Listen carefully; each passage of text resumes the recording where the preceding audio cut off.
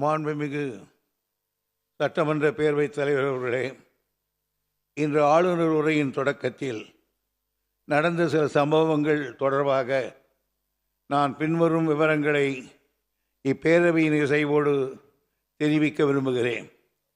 2003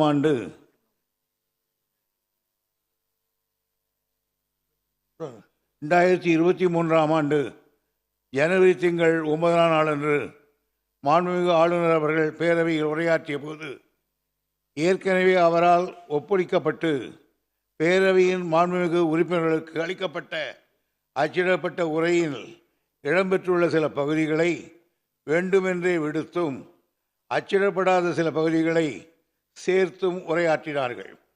உயர்ந்த மரபுகள் மற்றும் மக்களாட்சி தத்துவத்தின் அடிநாதமாக விதையாக விளங்குகின்ற நூற்றாண்டு வரலாற்று பெருமை கொண்ட தமிழ்நாடு சட்டமன்ற பேரவையின் கண்ணியத்தையும் மாட்சியையும் சிறப்பையும் காக்கின்ற வகையில் மாண்புமிகு முதலமைச்சர் அவர்கள் எழுந்து மாண்புமிகு பேரவைத் தலைவரின் இசைவோடு மூத்த மொழியாம் நம் இனிய தாய்மொழியில் தமிழில் தீர்மானத்தை மொழிந்தது மாண்புமிகு ஆளுநர் அவர்களுக்கு அப்போது புரிந்திருக்காது.